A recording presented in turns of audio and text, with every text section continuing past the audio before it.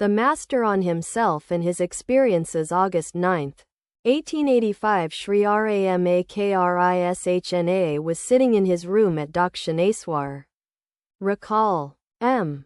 Dwiya and his father and other devotees were present. It was about 4 o'clock in the afternoon. After returning from Vrindavan, Rakal had spent a few days at home. Now he was staying with the Master. Latu, Harish, and Ramlal were also staying at the temple garden. Beginning of Master's illness, Sri Ramakrishna was not well. It was the beginning of the illness subsequently diagnosed as the fatal cancer. But this did not disturb the serenity of his mind. Day and night he had only one thought, and that was the spiritual welfare of his disciples. He was guiding them toward the attainment of God.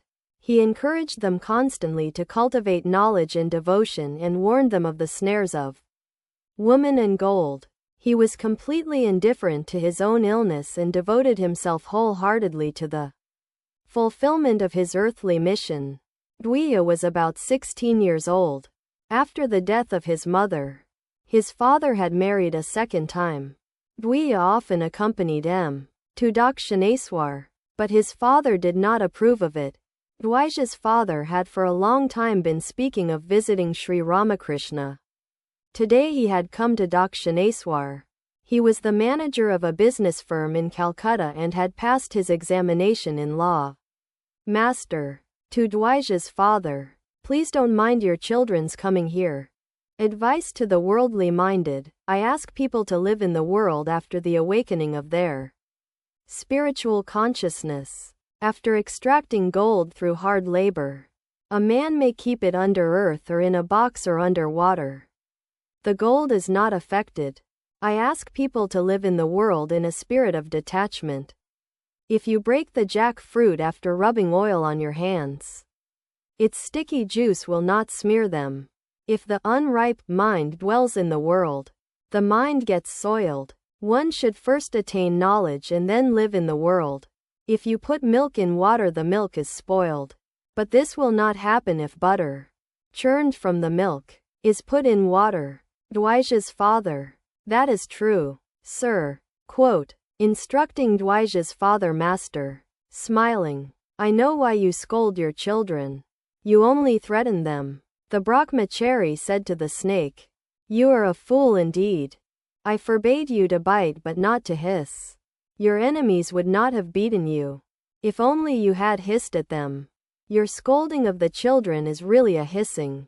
Dwija's father smiles. A good son is an indication of his father's spiritual nature. If good water comes out when a reservoir is dug, it only indicates the virtue of the owner.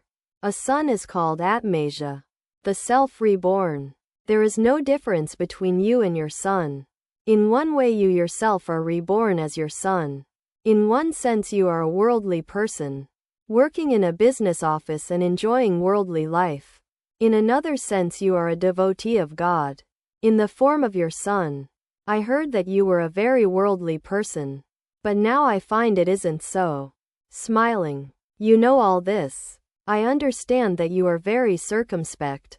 Perhaps that is why you are nodding your assent to what I am saying. Dwija's father smiles. If your children visit this place, they will be able to know what you really are. How precious one's father is. If a person deceives his father and mother in order to seek religion, he gets only worthless trash. Man's several debts. A man is born with several debts. Debts to his father, the devas, and the rishis. Besides, there is his debt to his mother. He also has a debt to his wife. She must be supported. If the wife is chaste, the husband must provide for her after his death. I could not live at Vrindavan on account of my mother. When I remembered that my mother was living in the temple garden here at Dakshineswar, I could not feel peaceful at Vrindavan. I ask people to live in the world and at the same time fix their minds on God. I don't ask them to give up the world. I say, fulfill your worldly duties and also think of God. Dwija's father. I tell my children that they should attend to their studies. I don't forbid them to come to you. But I don't want them to waste time in frivolities with the youngsters. Master, referring to Dwiya, this boy must have been born with some good tendencies. Why are the two other brothers different from him? Why is he alone spiritually minded? Will you be able to compel him not to visit this place? Sooner or later everyone unfolds his inborn tendencies. Dwija's father. Yes, that is true. Sri Ramakrishna came down from the couch and sat on the floor beside Dwija's father. While talking with him he touched him now and then. It was nearly evening. Sri Ramakrishna asked them and the others to show Dwija's father the temples. He said to them, I should have accompanied him myself if I were well. He asked someone to give sweets to the young men and said to Dwija's father, let the children have a little refreshment. It is customary. Dwija's father visited the temples and the images and took a stroll in the garden. Sri Ramakrishna engaged happily in conversation with Bhupan, Dwiya, and others on the southeast porch of his room. He playfully slapped Bhupan and on the back. He said to Dwiya with a laugh, how I talked to your father. Dwija's father returned to Sri Ramakrishna's room after dusk. He intended to leave shortly.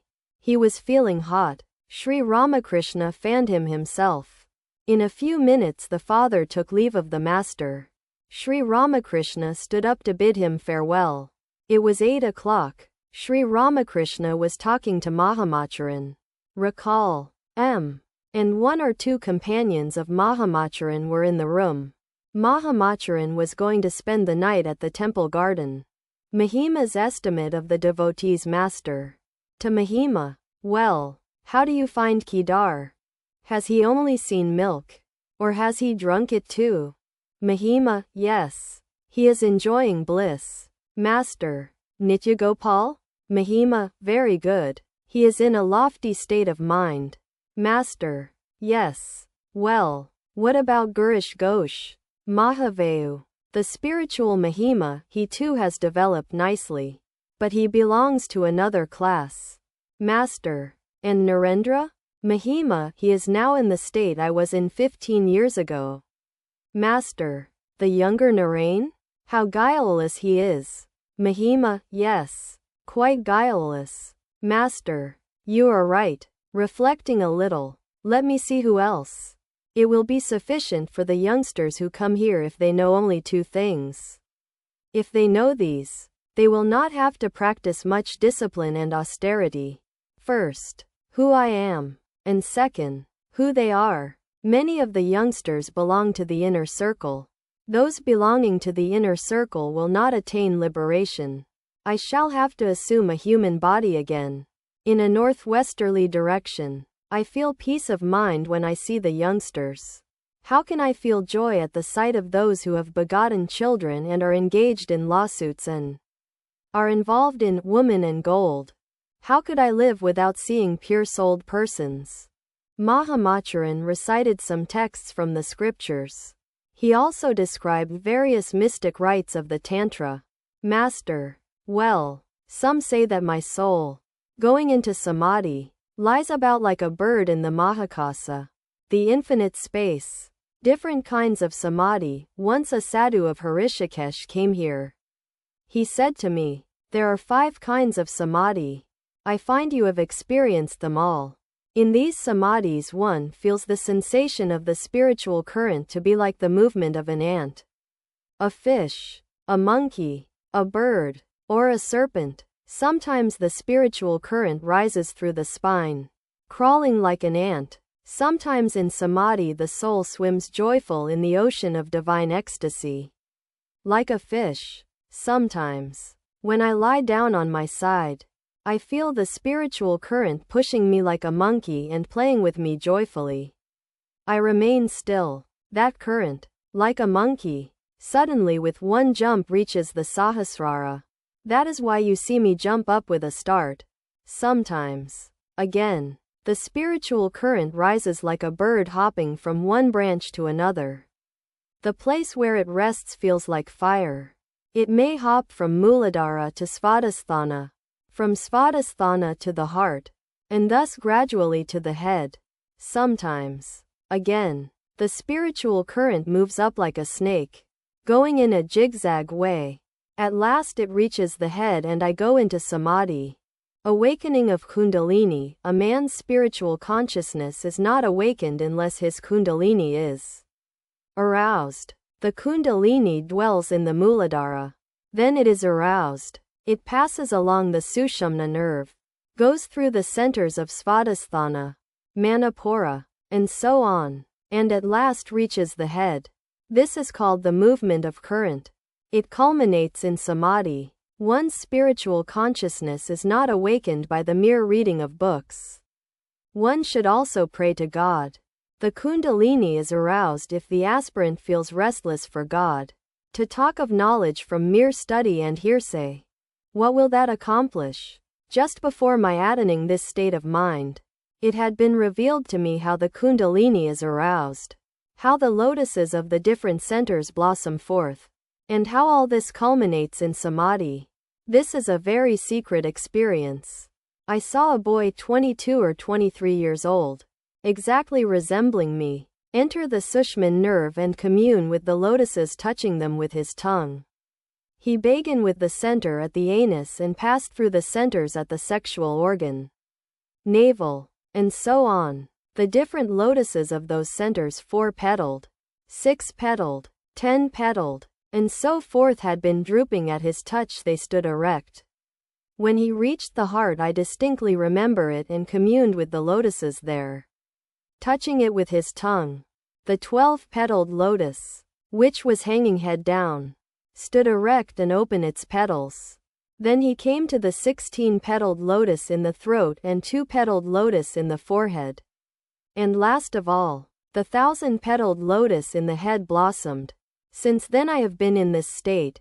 Sri Ramakrishna came down to the floor and sat near Mahamacharan M. And a few other devotees were near him. Rakal also was in the room. Master, to Mahima, for a long time I have wanted to tell you my spiritual experiences, but I could not. I feel like telling you today. Master's intimate vision of God. You say that by mere sadhana one can attain a state of mind like mine, but it is not so. There is something special here. Referring to himself, Rakal M. and the others became eager to hear what the master was going to say.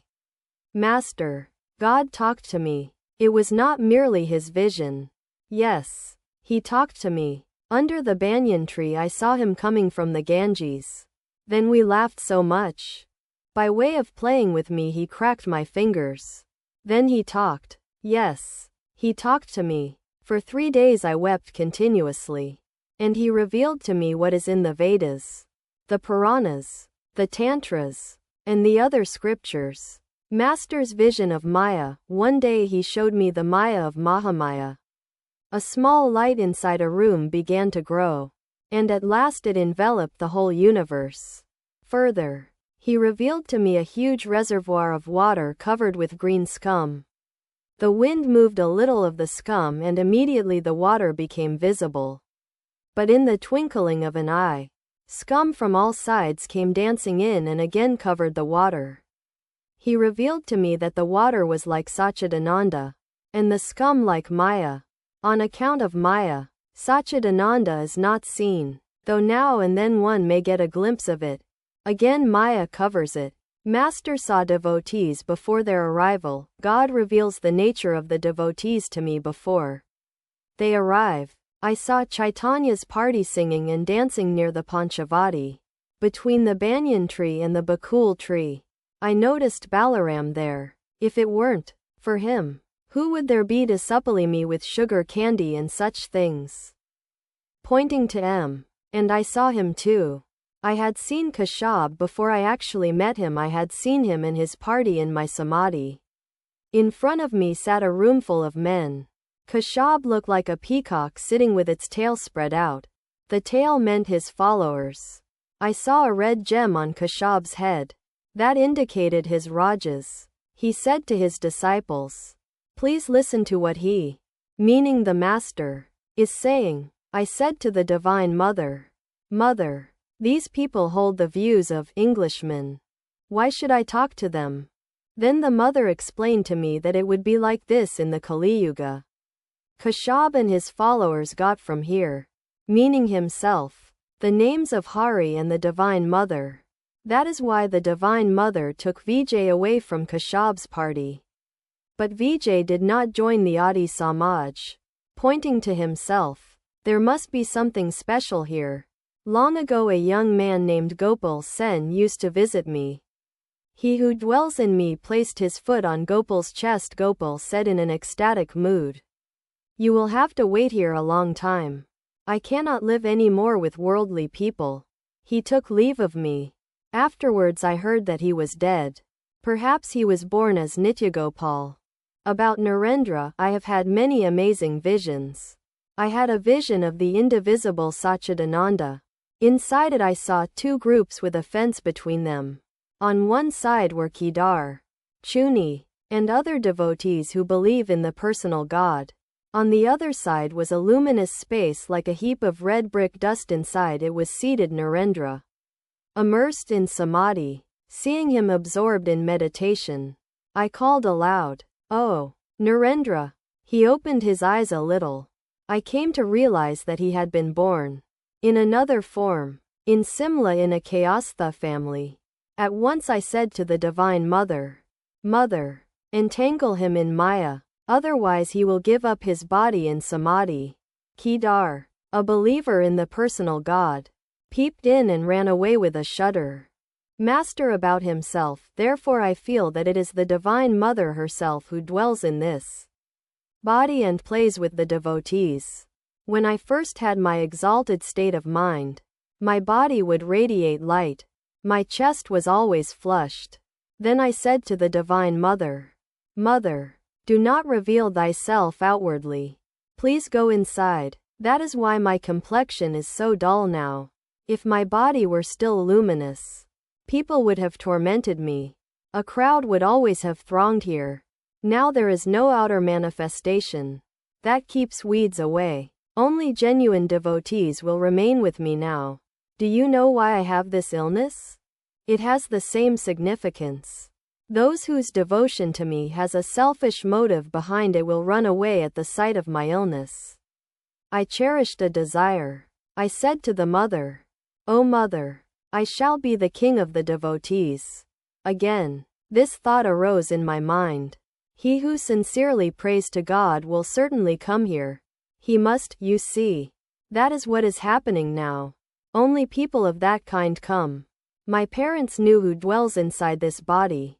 Father had a dream at Gaya. In that dream Raghuvir said to him, "I shall be born as your son." God alone dwells inside this body. Such renunciation of woman and gold. Could I have accomplished that myself? I have never enjoyed a woman, even in a dream. Totapuri Nangta instructed me in Vedanta. In 3 days I went into samadhi. At the sight of my samadhi under the Madhavi vine, he was quite taken aback and exclaimed, "Ah, what is this?" Then he came to know who resides in this body. He said to me, "Please let me go." At these words of Totapuri, I went into an ecstatic mood and said, "You cannot go till I realize the truth of Vedanta." Day and night I lived with him. We talked only Vedanta. The Brahmani used to say to me, "Don't listen to Vedanta. It will injure your devotion to God." "Mathur Babu," I said to the Divine Mother, "Mother, please get me a rich man. If you don't, how shall I be able to protect this body? How shall I be able to keep the sadhus and devotees near me?" That is why Mathur Babu provided for my needs for 14 years. He who dwells in me tells me beforehand what particular class of devotees will come to me. When I have a vision of Gauranga, I know that devotees of Gauranga are coming. When I have a vision of Ran, the Saktas come. At the time of the evening service I used to cry out from the roof of the Kuthi, weeping, "Oh, where are you all? Come to me. You see, they are all gathering here. One by one. God himself dwells in this body. It is he who, of his own accord, is working with these devotees. What a wonderful state of mind some of the devotees have. The younger Narain gets kumbhaka without any effort. And samadhi too. Sometimes he stays in an ecstatic mood for 2.5 hours. Sometimes even more. How wonderful. I have practiced all kinds of sadhana. Jnana yoga, karma yoga, and bhakti yoga. I have even gone through the exercises of hatha yoga to increase longevity. There is another person dwelling in this body. Otherwise, after attaining samadhi, how could I live with the devotees and enjoy the love of God? Kaur Singh used to say to me, I have never before seen a person who has returned from the plane of samadhi. You are none other than Nanak. I live in the midst of worldly people. On all sides I see woman and gold. Nevertheless, this is the state of my mind. Unceasing samadhi and bhava. That is the reason Pratap said. At the sight of my ecstatic mood, good heavens, it is as if he were possessed by a ghost. Recall. M. And the others were speechless as they drank in this account of Sri Ramakrishna's unique experiences. But did Mahamacharan understand the import of these words? Even after hearing them, he said to the master, these things have happened to you on account of your meritorious actions in your past births. Mahima still thought that Sri Ramakrishna was a sadhu or a devotee of God. The master nodded assent to Mahima's words and said, yes, the result of past actions. God is like an aristocrat who has many mansions. Here, referring to himself, is one of his drawing rooms. The bhakta is God's drawing room. It was 9 o'clock in the evening. Sri Ramakrishna was sitting on the small couch. It was Mahamacharan's desire to form a brahmachakra in the presence of the master. Mahima formed a circle, on the floor, with Rakal, M. Kishori, and 1 or 2 other devotees.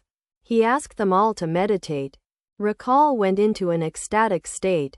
The master came down from the couch and placed his hand on Rakal's chest. Repeating the name of the Divine Mother, Rakal regained consciousness of the outer world. It was 1 o'clock in the morning, the 14th day of the dark fortnight of the moon. There was intense darkness everywhere. 1 or 2 devotees were pacing the concrete embankment of the Ganges. Sri Ramakrishna was up. He came out and said to the devotees, Nangta told me that at this time, about midnight, one hears the anahata sound. In the early hours of the morning Mahamacharan and M. lay down on the floor of the master's room. Rakal slept on a camp cot. Now and then Sri Ramakrishna paced up and down the room with his clothes off, like a 5-year-old child. Monday, August 10th. It was dawn. The master was chanting the name of the Divine Mother. He went to the porch west of his room and looked at the Ganges. Then he stopped in front of the pictures of different gods and goddesses in the room and bowed to them. The devotees left their beds, saluted Sri Ramakrishna, and went out. The master was talking to a devotee in the Panchavati. The latter had dreamt of Chaitanyadeva. Master, in an ecstatic mood, ah me, devotee. But, sir, it was only a dream. Master, is a dream a small thing? The master's voice was choked. His eyes were filled with tears. Sri Ramakrishna was told of a devotee who had divine visions even while he was awake. The master said, I am not surprised. Narendra, too, sees forms of God nowadays. Mahamacharan went to one of the Shiva temples to the west of the courtyard and chanted hymns from the Vedas. He was alone. It was 8 o'clock in the morning. M. bathed in the Ganges and came to Sri Ramakrishna. The Brahmani, who was grief-stricken on account of her daughter's death, also entered the room. The master asked the Brahmani to give M. some prasad to eat. Brahmani. Please eat something yourself first. Then he will eat. Master. To M. Take some prasad of Jagannath first and then eat. After eating the prasad, M. went to the Shiva temples and saluted the deity. Then he returned to the master's room and saluted him. He was ready to go to Calcutta. Master, tenderly, go home safely. You have to attend to your duties. Quote, Tuesday, August 11th. Sri Ramakrishna was in his room at the temple garden. He had been observing silence since 8 o'clock in the morning. Did he know the fatal nature of his illness? At his silence the Holy Mother wept. Rakal and Latu also wept. The Brahmani widow from Bagbazar arrived. She too was weeping at this strange mood of the master. Now and then the devotees asked him whether he would remain silent for good.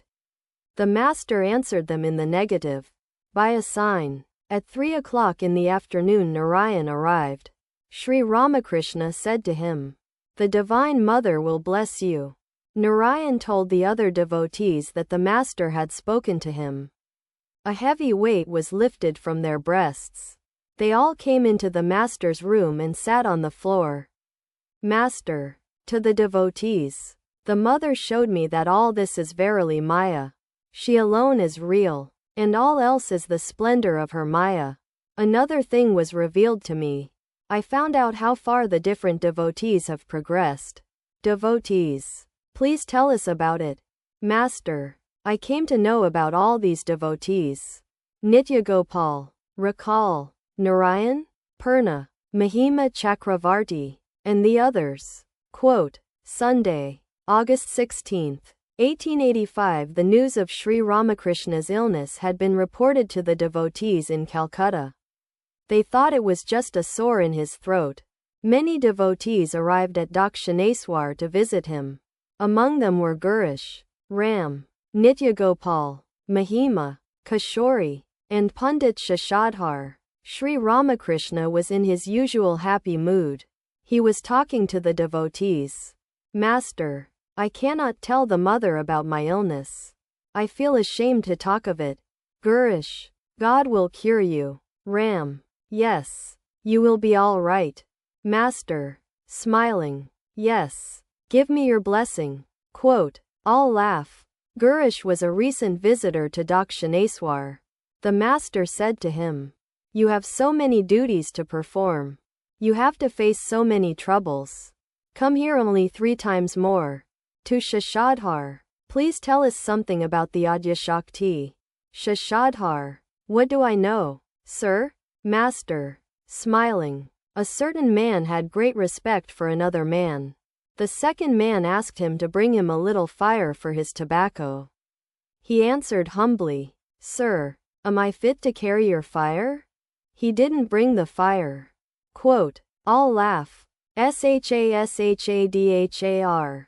The primal power alone is both the instrumental and the material cause of the universe. It is she who has created the universe and its living beings. Further, she herself has become all these.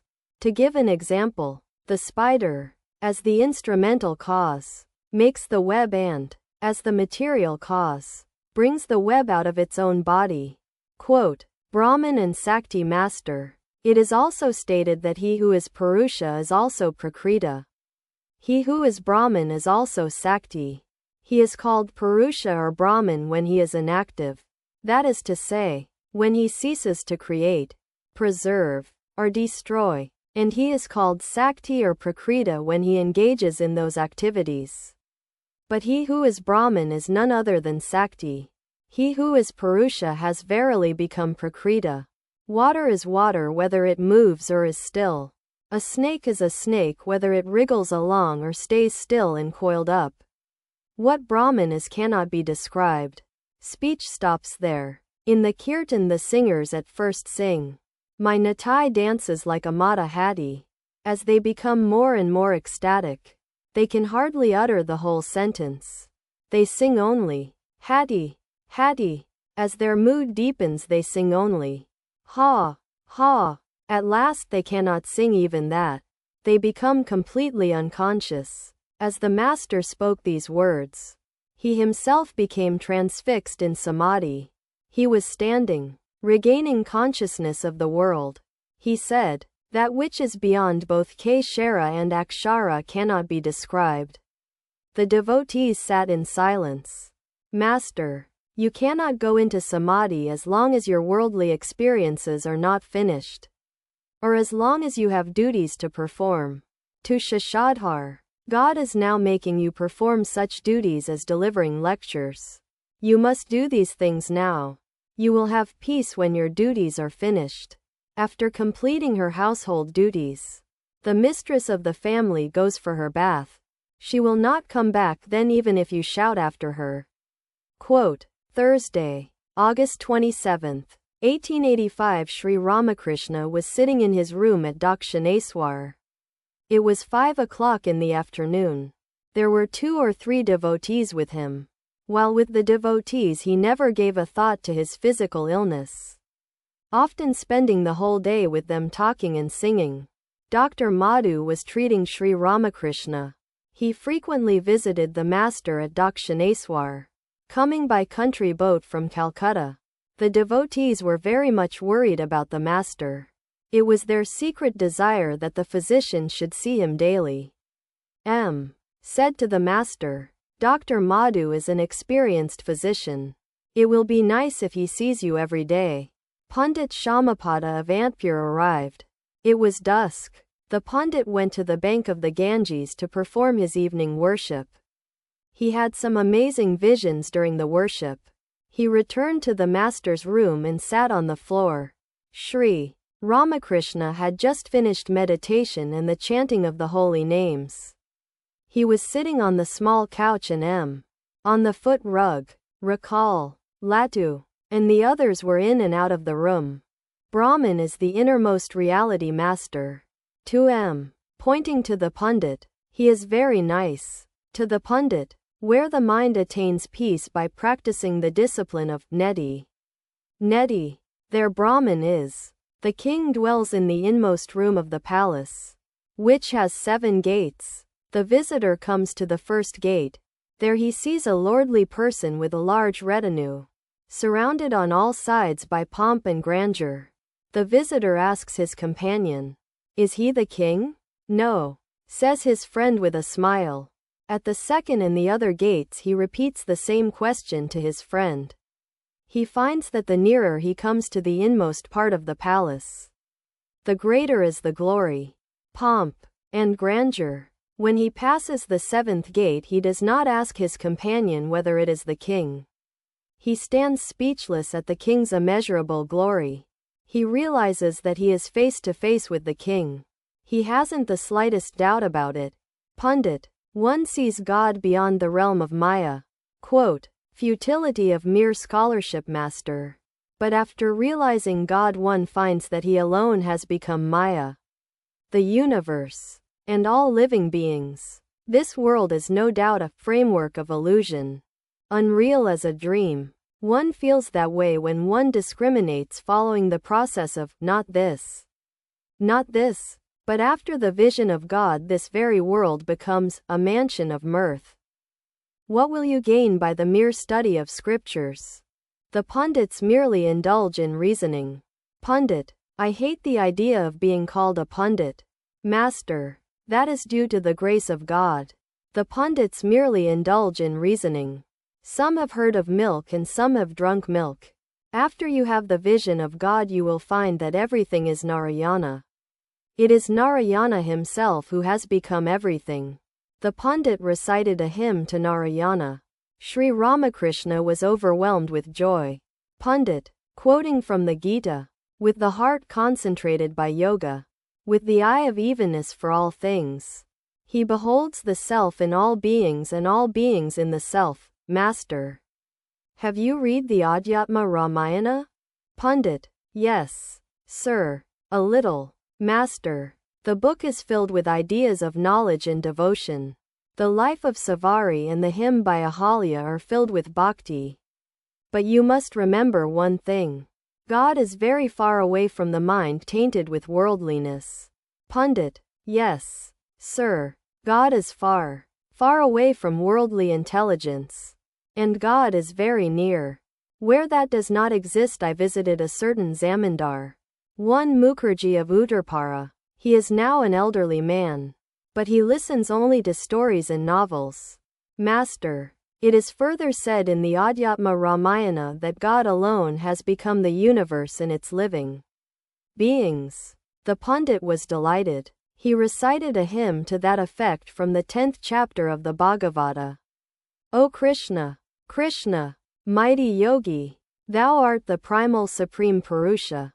This universe, manifest and unmanifest, is thy form. As the sages declare, thou alone art the soul, the sense organs, the Lord dwelling in the bodies of all. Thou art the subtle great Prakriti, made of sattva, rajas, and tamas. Thou alone art the Purusha, the Lord dwelling in the bodies of all. As Sri Ramakrishna listened to the hymn, he went into samadhi. He remained standing. The Pandit was seated. The master placed his foot on the Pandit's lap and chest, and smiled. The Pandit clung to his feet and said, O Guru, please give me God consciousness. After the Pandit had left the room, Sri Ramakrishna said to M. Don't you see that what I have said is coming to pass? Those who have sincerely practiced meditation and japa must come here. It was 10 o'clock. Sri Ramakrishna ate a little farina pudding and lay down. He asked M. to stroke his feet. A few minutes later, he asked the disciple to massage his body and chest gently. He enjoyed a short nap. Then he said to M. Now go to sleep. Let me see if I can sleep better when I am alone. He said to Ramlal, he, meaning M. and Rakal, may sleep in the room. Quote, Friday, August 28. It was dawn. Sri Ramakrishna was awake and meditating on the Divine Mother. On account of his illness, the devotees were deprived of his sweet chanting of the Mother's name. Divine incarnations act like men. Sri Ramakrishna was seated on the small couch. He asked them, well, why have I this illness? People will not have the courage to approach you unless you resemble them in all respects. But they are amazed to find that in spite of such illness you don't know anything but God.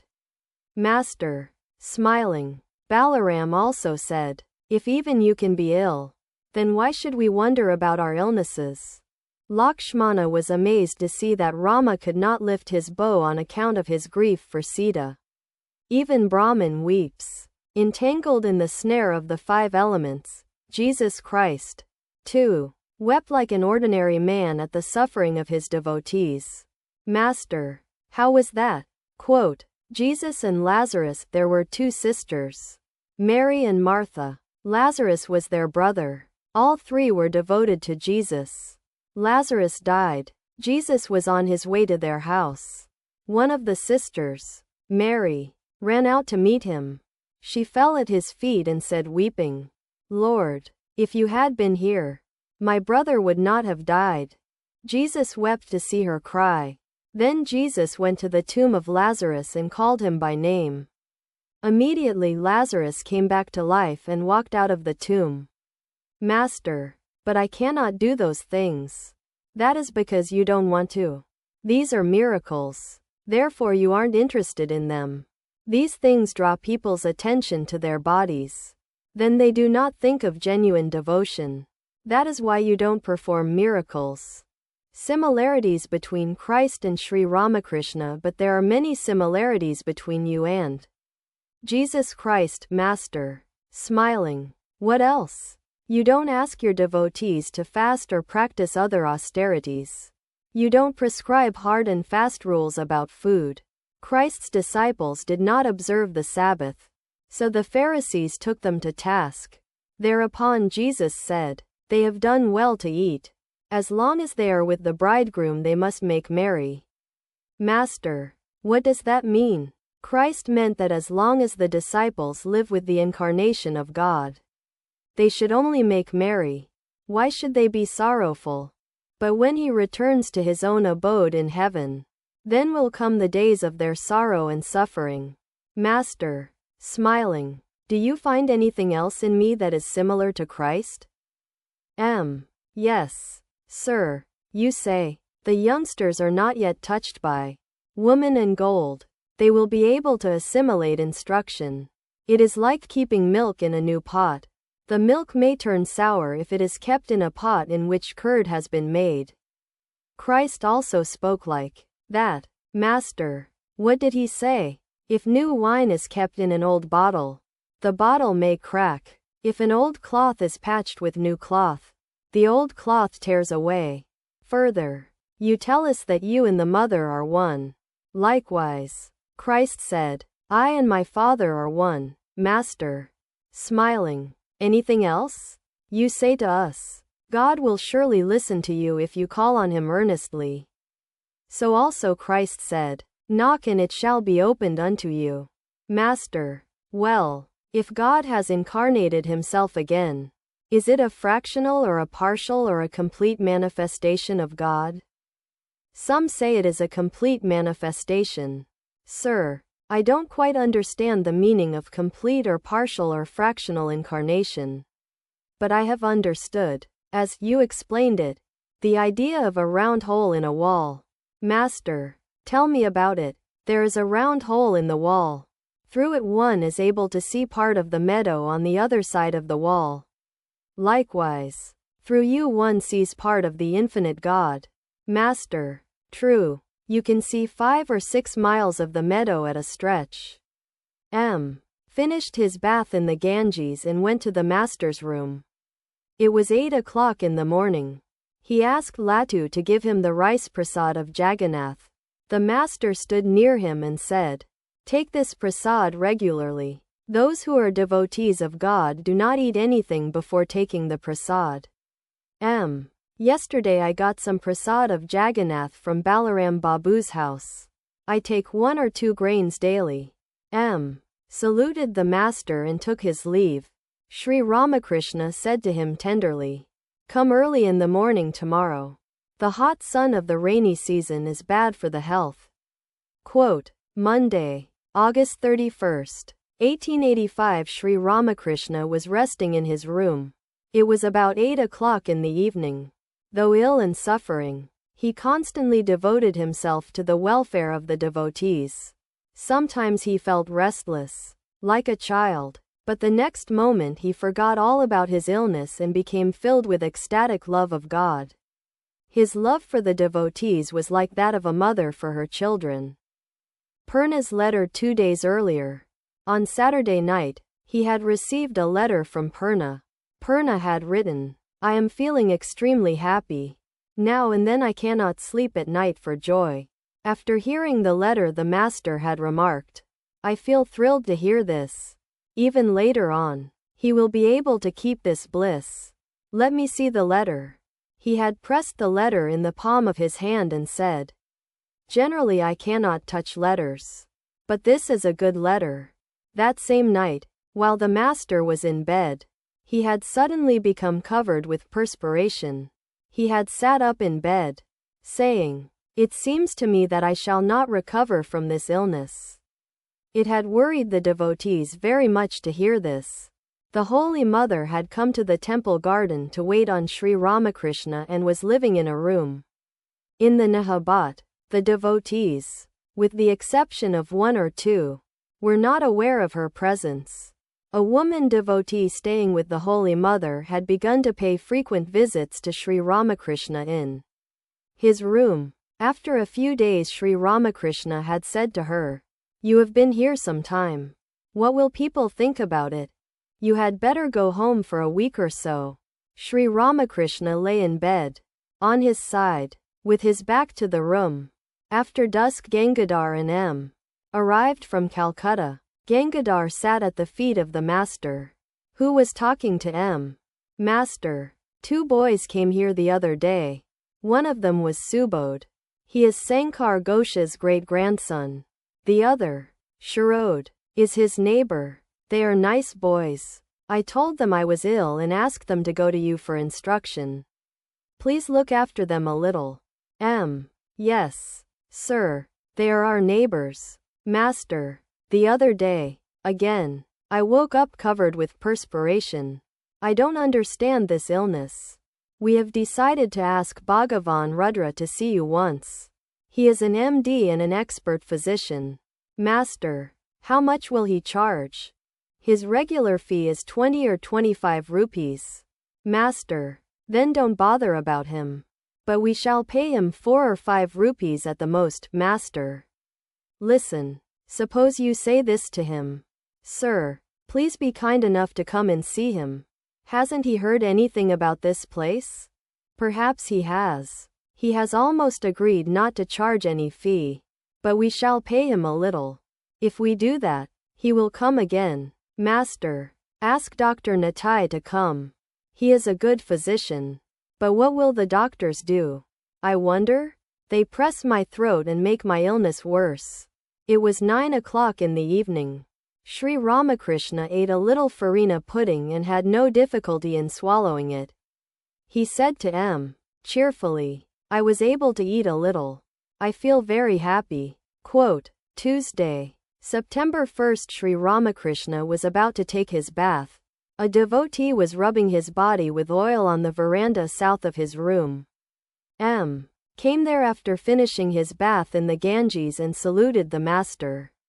After bathing, Sri Ramakrishna wrapped himself in a towel and with folded hands saluted the deities in the temples. From afar, he could not go to the temples because of his illness. It was the sacred Janmasthami day, the birthday of Krishna. Ram and other devotees had brought new clothes for Sri Ramakrishna. He put them on and looked charming. Again he saluted the deities. Gopal Ma brought her Gopala some food that she had prepared at her home at Kamarhati. She said to the master sorrowfully, But you won't eat any of it. Master, you see, I am ill. Gopal Ma, that is my bad luck. Please take a little in your hand. Master, please give me your blessing. A devotee brought some sugar candy. Gopal Ma said, Let me take it to the Holy Mother in the Nahabat. The master said, No, keep it here. I give sweets to the devotees. Who wants to send a messenger 100 times to the Nahabat for sugar candy? Let it be kept here. It was 11 o'clock in the morning. The devotees were gradually arriving from Calcutta. Balaram, Narendra, the younger Narain, Navagopal, and a Vaishnava from Katoa arrived. Rakal and Latu were staying with Sri Ramakrishna. A Punjabi sadhu had been staying in the Panchavati for some days. The younger Narain had a tumor on his forehead. Sri Ramakrishna was strolling in the Panchavati with the devotees. He said to the younger Narain, Why don't you have your tumor operated on? It is not in the throat but only on the forehead. That is a simple thing. People have their orchitis operated on. The Punjabi sadhu was going along the footpath in the garden. The master said, I don't attract him. He has the attitude of a Janani. I find him to be dry as wood. Sri Ramakrishna and the devotees returned to the master's room. The conversation turned to Shamapada Bhattacharya. Balaram, Shamapada said, when he, the master, placed his foot on Narendra's chest. Narendra went into bhava, but I didn't have that experience. Master, shall I tell you the truth about it? It is very difficult to gather the dispersed mind when it is attached to woman and gold. The pundit told me he was called upon to act as arbiter to settle people's quarrels. Besides, he has to worry about his children. But the minds of Narendra and other youngsters are not scattered like that. They are not yet touched by woman and gold. But Shamapada is a grand person. The Vaishnava from Katoa began to ask Sri Ramakrishna questions. He was squint-eyed. About rebirth. Vaishnava, Sir, is a man born again? Master, it is said in the Gita that a man is reborn with those tendencies that are in his mind at the time of his death. King Bharata thought of his deer at the time of death and was reborn as a deer. Vaishnava, I could believe in rebirth only if an eyewitness told me about it. Master, I don't know about that. My dear sir, I cannot cure my own illness. And you ask me to tell you what happens after death. What you are talking about only shows your petty mind. Try to cultivate love of God. You are born as a human being only to attain divine love. You have come to the orchard to eat mangoes. What need is there of knowing how many thousands of branches and millions of leaves there are in the orchard? To bother about what happens after death. How silly. Quote, Gurish and Master Gurish Ghosh arrived in a carriage with 1 or 2 friends. He was drunk. He was weeping as he entered the room. He wept as he placed his head on Sri Ramakrishna's feet. Sri Ramakrishna affectionately patted him on the back. He said to a devotee, "Prepare a smoke for him." Gurish raised his head and said with folded hands, "You alone are the perfect Brahman. If that is not so, then everything is false. It is such a pity that I could not be of any service to you." He uttered these words with a tenderness that made several devotees weep. Gurish continued, "O Lord, please grant me the boon that I may serve you for a year. Who cares for salvation? One finds it everywhere. I spit on it. Please tell me that you will accept my service for 1 year.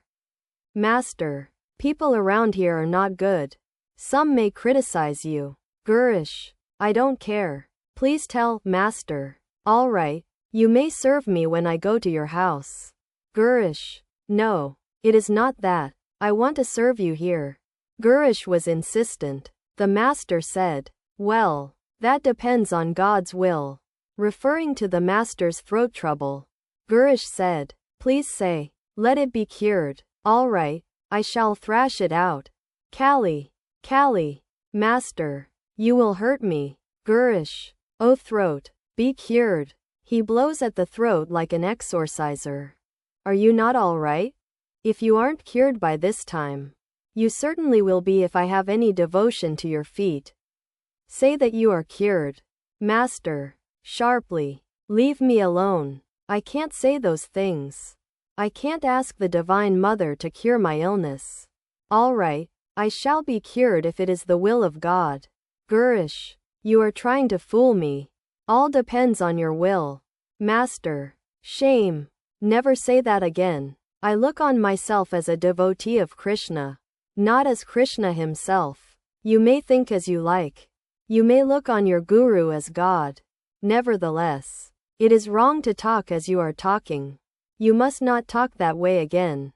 Gurish, "Please say you will be cured." Master, "Very well, if that pleases you." Gurish was still under the influence of drink. Now and then he said to Sri Ramakrishna, "Well, sir, how is it that you were not born this time with your celestial beauty?" A few moments later he said, "I see. This time it will be the salvation of Bengal." A devotee said to himself, "Why Bengal alone? It will be the salvation of the whole world." Gurish said, addressing the devotees, "Does any of you understand why he is here? It is for the liberation of men. Their suffering has moved him to assume a human body." The coachman was calling Gurish. He got up and was going toward the man. The Master said to M, "Watch him. Where is he going? I hope he won't beat the coachman." M accompanied Gurish. Presently Gurish returned. He prayed to Sri Ramakrishna and said, "O God, give me purity that I may not have even a trace of sinful thought." Master, "You are already pure. You have such faith and devotion.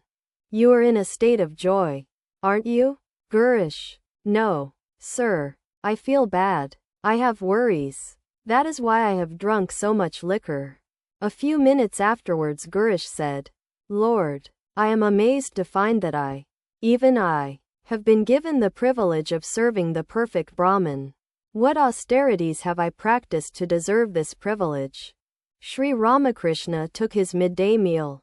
On account of his illness he ate very little. The Master's natural tendency of mind was to soar into the plane of God consciousness. He would force his mind to be conscious of the body. But, like a child, he was incapable of looking after his body. Like a child he said to the devotees, "I have eaten a little. I shall rest now. You may go out for a little while." Sri Ramakrishna rested a few minutes. The devotees returned to the room. Gurish, "The Guru and the Ishta. I like very much the form of the Guru. I am not afraid of him." "Why should it be so?" "I am afraid of ecstasy." At the sight of ecstasy I run away. Quote, the Guru and the chosen ideal master. He who is the Ishta appears in the form of the Guru. The aspirant practices meditation on a corpse. When he obtains the vision of his chosen ideal, it is really the Guru who appears to him and says, this is that. That is to say, he points out to the disciple his Ishta. Uttering these words, the Guru disappears into the form of the Ishta. The disciple no longer sees the Guru. In the state of perfect jnana, who is the Guru and who is the Sishya? That creates a very difficult situation. There the teacher and the disciple do not see each other. A devotee. Guru's head and disciple's feet. Gurish. Joyously. Yes. Yes. It is true. Navagopal. But listen to its meaning. The disciple's head belongs to the Guru. And the Guru's feet belong to the disciple. Do you understand? Gurish. No. That is not the meaning. Haven't you seen the child climbing on the head of the father? That is why the disciple's feet are mentioned. Navagopal. But then the disciple must feel like a young baby. Quote, 2 classes of devotees, kitten and young monkey master. There are 2 classes of devotees. One class has the nature of the kitten. The kitten depends completely on its mother. It accepts whatever its mother does for it. The kitten only cries, mew, mew. It doesn't know what to do or where to go. Sometimes the mother puts the kitten near the heart. Sometimes on the bed. Devotees of this class give God the power of attorney and thus become free of all worry. The Sikhs said to me that God was kind. I said to them, how is that? He is our father and our mother. Shouldn't parents bring up their children after begetting them? Do you mean to say that the neighbors will look after them? Devotees of this class have an unwavering conviction that God is our mother and our father. There is another class of devotees. They have the nature of the young monkey. The young monkey clings to its mother with might and main. The devotees who behave like the young monkey have a slight idea of being the doer. They feel, we must go to the sacred places. We must practice japa and austerity. We must perform worship with 16 articles as prescribed by the sastras. Only then shall we be able to realize God. Such is their attitude. The aspirants of both classes are devotees of God. The farther you advance, the more you will realize that God alone has become everything. He alone does everything. He alone is the Guru and He alone is the Ishta. He alone gives us knowledge and devotion.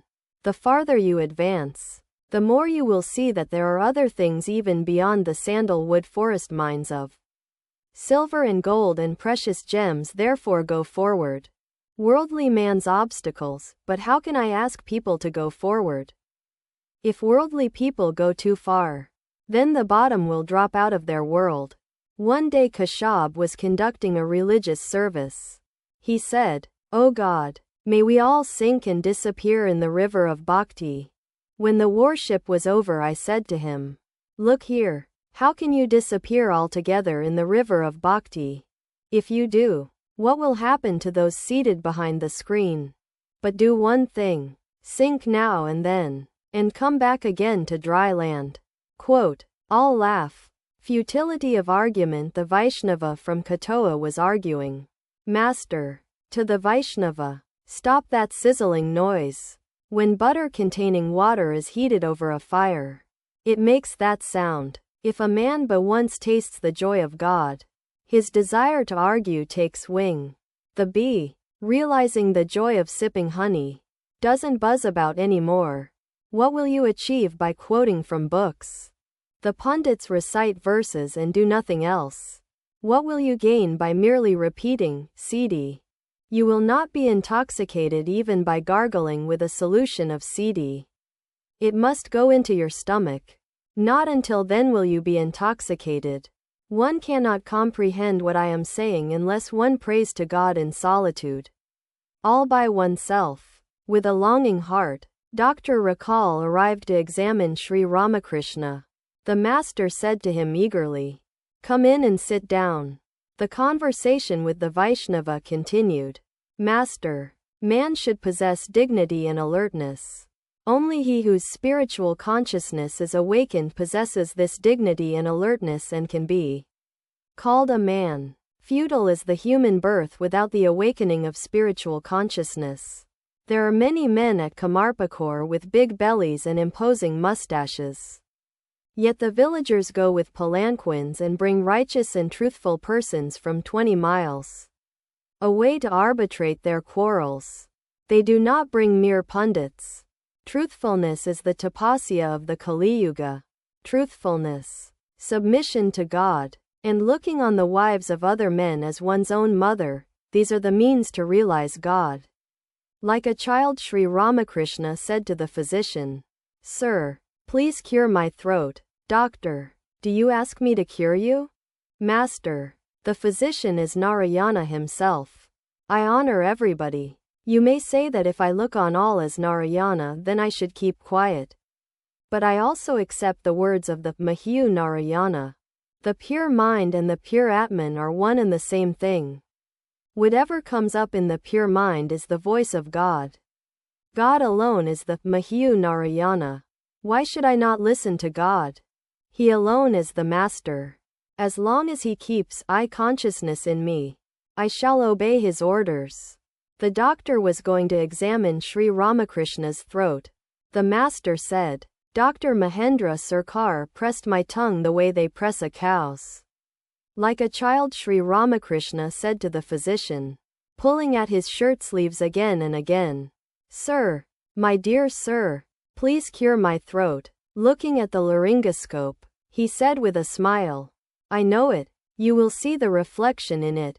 Narendra sang. But on account of the master's illness there was not much music.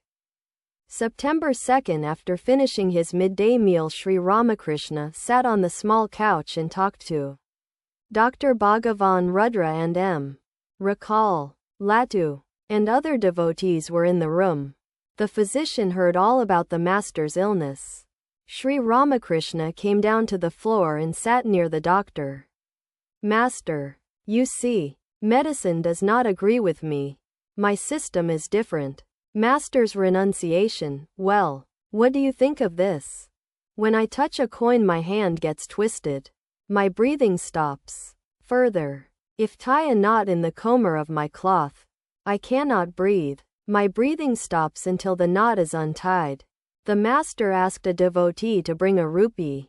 When Sri Ramakrishna held it in his hand, the hand began to writhe with pain.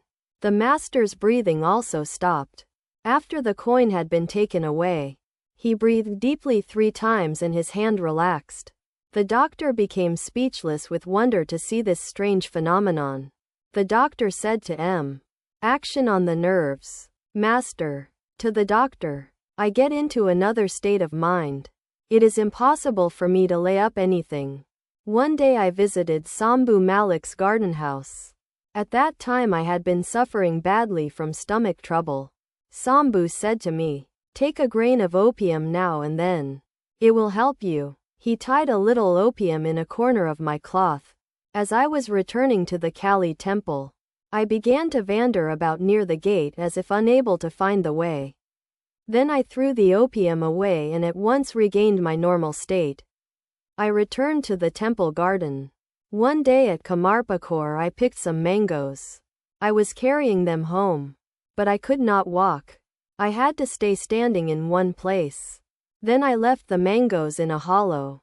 Only after that could I return home. Well, how do you explain that?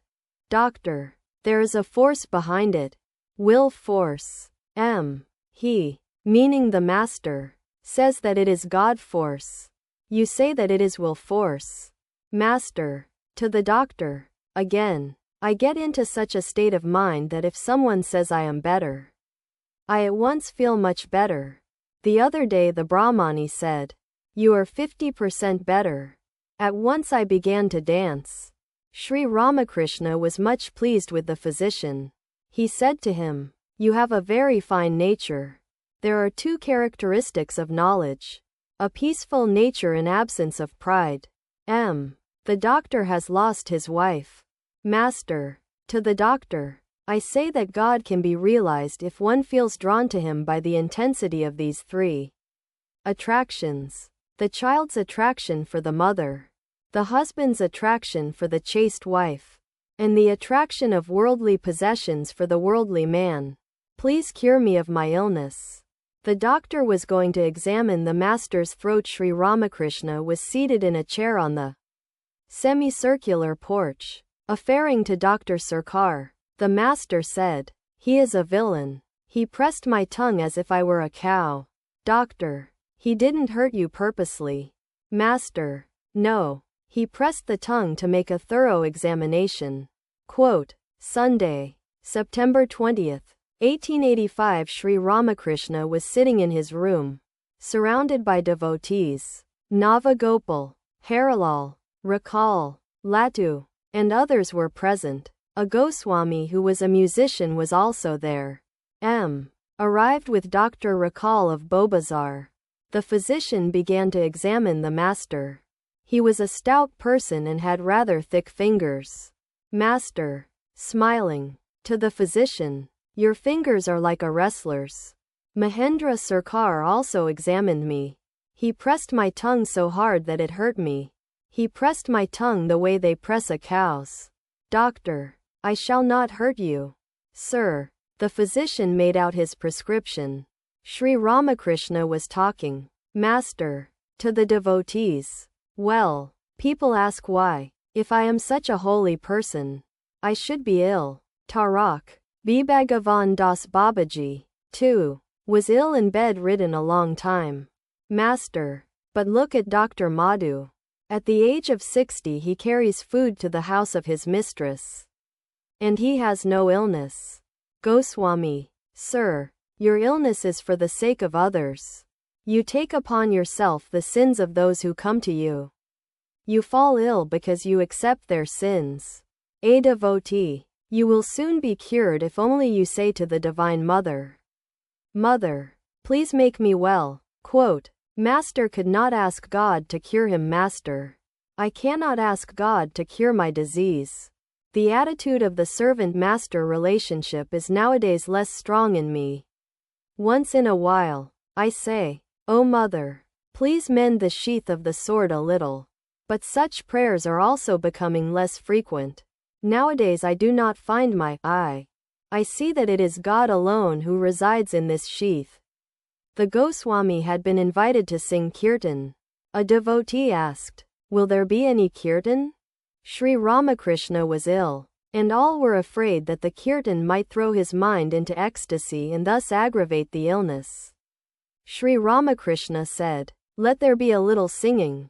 All are afraid of my going into ecstasy. Spiritual emotion hurts the throat." The Goswami began the kirtan. Sri Ramakrishna could not control himself. He stood up and began to dance with the devotees. The physician watched the whole scene. A hired carriage was waiting for Dr. Rakal.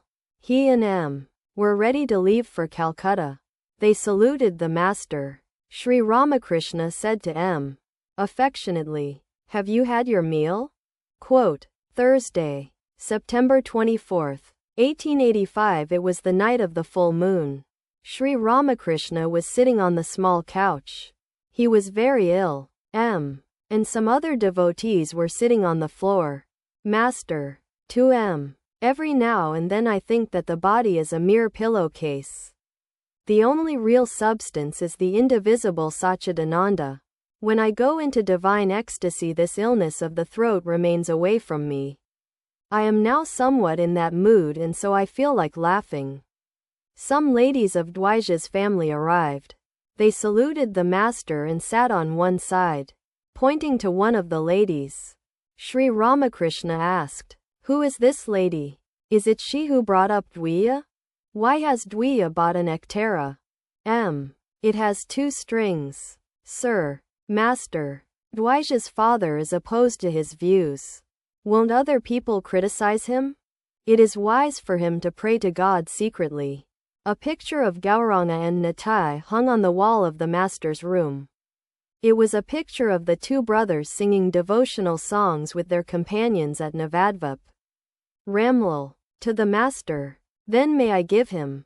Meaning M. The picture? Master. Yes. Sri Ramakrishna was then under Dr. Pratap's treatment. He awoke at midnight and felt extremely restless. Harish, his attendant, was in the room. Rakal also was there. Ramlal was asleep on the veranda. The master remarked later on, I was feeling extremely restless. I felt like embracing Harish. They rubbed a little medicinal oil on my head.